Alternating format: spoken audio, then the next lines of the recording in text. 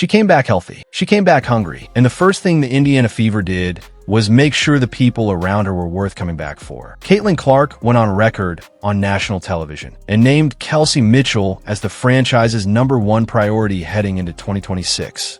Not, we're considering options. Not, we'll see how free agency plays out. Priority 1. And if you think that's just a player casually answering a reporter's question, you haven't been paying close enough attention to how Caitlin Clark operates. This is the story of how Indiana is building the most deliberately constructed roster in WNBA history, and why the next few weeks might define this franchise for a decade. Before we go any further, if you've been following the Fever's offseason and you sense something different in the air this year, something bigger than just a normal roster rebuild, hit that like button right now, because what we're about to break down goes way deeper than the headlines. Stick around. Let's start where most coverage refuses to go. The 2025 season that almost broke everything. Caitlin Clark played just 13 games last year. 13.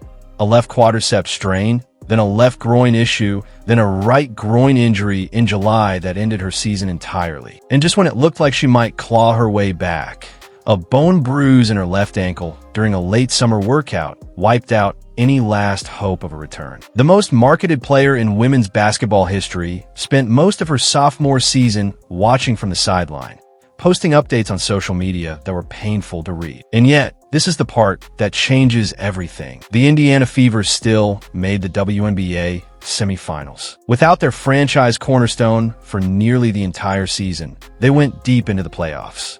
Kelsey Mitchell played until her body physically gave out, battling through what was later described as a brutal late-season injury of her own. The pieces that had been added around Clark proved they were the real deal, not just supporting characters for a star player. That matters enormously when you understand what's being built for 2026. Clark is now confirmed 100% healthy as of April 2026.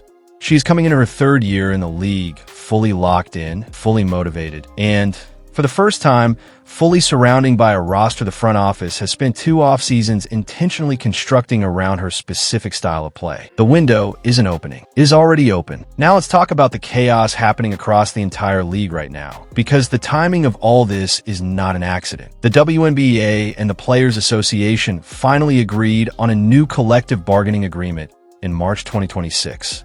And the moment that deal landed, it kicked off what might be the wildest free agency period in the history of women's professional basketball. Nearly every player in the league who is not on a rookie contract is hitting the open market simultaneously. We're talking about a near-complete reshuffling of rosters across all 12 existing teams. And now 2 brand new expansion franchises are entering the picture as well. The Portland Fire and the Toronto Tempo are both conducting expansion drafts before free agency even officially opens. Each existing team must decide which players to protect from being selected by the new franchises. That means Indiana isn't just building a team in free agency. They're building a team while actively defending the one they already have, knowing that any unprotected spot on the roster is a target before a single game tips off in 2026. The complexity of this moment cannot be overstated. Front offices across the league are navigating 3 different challenges at the same exact time: expansion protection, re-signing their own free agents, and hunting for upgrades on the open market. The organizations that move with precision right now are the ones that are going to win. So where does Indiana stand in all of this? 3 players are locked in with certainty heading into 2026. Caitlin Clark, Aaliyah Boston, whose 4th-year option the Fever exercised in April, and Michaela Timpson, all on rookie deals with no immediate financial pressure. That foundation is the most important thing the Fever have going for them right now. You do not build a championship team from scratch every single year. You build one around a locked-in core, and then you make the right moves to fill in the spaces. But the front office did not stop there. Before free agency officially opened, General Manager Amber Cox moved immediately and sent a message to the entire league. They issued a core qualifying offer to Kelsey Mitchell. The second consecutive year Indiana has made this move, essentially locking her into supermax negotiations worth approximately $250,000 for the 2026 season. At the same time, Lexi Hull received a restricted qualifying offer, giving Indiana the right to match any outside offer Hull might receive from a competing team. 2 moves made before the market even officially opened. That is not a front office drifting into free agency, hoping things work out. That is a front office that knows exactly what it has and exactly what it needs to protect. And what comes after securing the core is where the 2026 roster truly gets built. The players from the 2025 Fever squad who made that deep playoff run are almost all heading into free agency simultaneously. Natasha Howard, Sophie Cunningham, Dewana Bonner, Sydney Colson, Damiris Danas.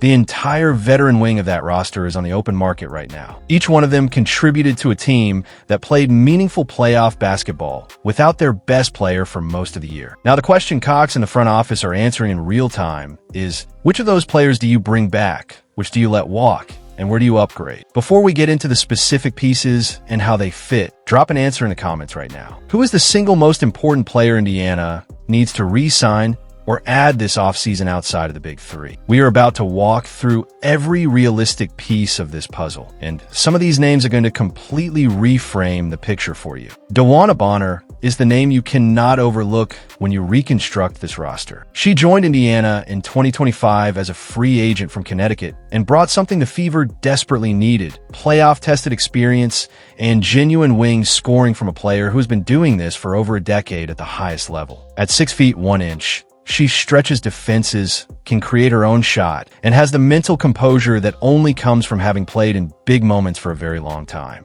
In the context of a backcourt built around Clark and Mitchell, a forward who does not need the ball in her hands to be effective, but can punish defenses when they focus too heavily on the guards, is genuinely dangerous.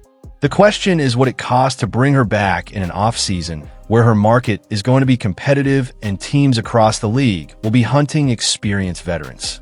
Natasha Howard is an equally critical piece of the puzzle. She came to Indiana via trade in 2025 and provided exactly the kind of physical, defensive interior presence that allows Caitlin Clark's perimeter-heavy attack to operate. When you have two elite ball handlers in Mitchell and Clark drawing constant defensive attention, you need a post presence who makes defenses pay for collapsing. Howard has been that player at multiple stops throughout her career, and her fit in Christie's side defensive system is not a projection. It was already proven over the course of a full season in Indiana. Sophie Cunningham is the third name worth watching carefully. She arrived via the 4-team trade that reshaped Indiana's entire roster construction, and her value goes well beyond statistics.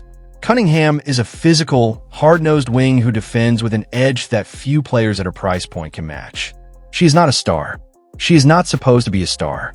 She is supposed to be the player who doesn't let the game get out of hand when starters are resting, and she does that job at a level that championship teams are built around. Now let's talk about the depth layer, the $60,000 to $150,000 range, because this is where most coverage falls apart and where the real analysis actually lives. The big three get you into the conversation. The role players determine whether you win the conversation. And Clark's style of play is specific enough that incompatible personnel create problems almost immediately. She operates in a spread the floor, pace and space system. She needs shooters around her who can punish closeouts, defenders who can switch across multiple positions, and a backup point guard situation that does not collapse the offense when she takes her rest minutes. On the backup guard front, the Fever needs someone who can execute without catastrophic mistakes. Ari McDonald is a name worth monitoring as an unrestricted free agent heading out of Indianapolis. She brought energy and defensive pressure in limited minutes last season, and at a manageable price point, retaining her provides a familiar face who already understands the system. Brianna Turner, another unrestricted free agent coming off the 2025 roster, gives the front office a decision to make it the power forward depth spot, experienced, disciplined, and a known quantity in Christie's side system. The wild card in all of this remains Chloe Bibby, who is listed as reserved after missing the 2025 season entirely with injury. If healthy, she brings a skill set that is genuinely dangerous at the wing. If the recovery is incomplete, the Fever cannot afford to carry that uncertainty in a season with championship expectations attached to it. Here is what the fully built starting five actually looks like when this offseason comes together. Clark and Mitchell in the backcourt. Aaliyah Boston at the 4, bringing elite post scoring and two-way play from the most complete big in Indiana's history. A veteran wing, almost certainly Bonner or a comparable acquisition. handling the small forward position, and either Howard or a targeted free agency addition filling the final spot up front with the physicality to anchor the defense when it matters most. Behind that starting unit, Hull gives you a restriced free agent who shot 39% from 3 in 2025 and has developed genuine on-court chemistry with Clark that you cannot manufacture through statistics alone. Timpson provides youth and energy at center, and the remaining bench spots are where Cox will make the decisions that either complete this team or expose its limits when the postseason arrives.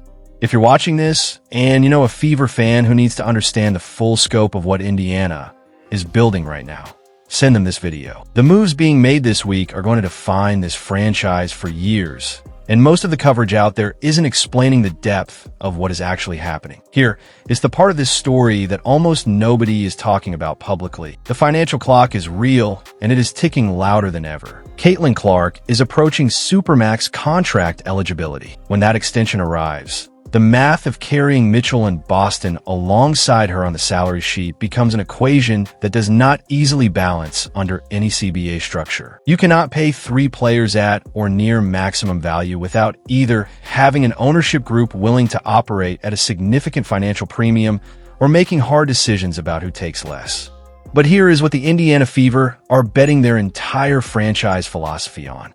One championship changes everything. It validates every financial risk taken to get there. It creates a culture where players are willing to accept slightly less money because the alternative, leaving a winning organization built around the best player in the sport, carries its own enormous cost. And it potentially reshapes the salary structure conversation when the next negotiation cycle arrives. The alternative to going all in is worse. Playing it safe means watching Mitchell walk to a franchise that made her the priority when Indiana hesitated. It means burning another year of Clark's prime on a roster that wasn't built to win, waiting and wondering what could have been. Clark averaged 19.2 points, 5.7 rebounds, and 8.4 assists in her rookie season while leading the entire league in assists and three-pointers made simultaneously. And she only played 13 games in her second year. She has never had a full, healthy season with a fully built roster around her. 2026 is that year. Every decision the Fever's front office makes in the next few weeks will determine whether Indiana becomes a legitimate WNBA dynasty or a cautionary tale about an organization that had everything it needed and hesitated at the exact moment that mattered most. If you're not subscribed yet, hit that button right now and turn on notifications, because the moves coming out of Indianapolis over the next few days are going to be significant, and we're going to break every single one of them down the moment they happen. What Caitlin Clark said on national television was not a casual answer to a free agency question. It was a declaration from the most important player in women's basketball, broadcast to every agent, every front office, and every free agent in the league. The Indiana Fever are no longer a team in transition. They are a team with a target. The question every other franchise in this league is sitting with right now is the same one Clark answered herself when she called Mitchell the priority. Can anyone actually stop them?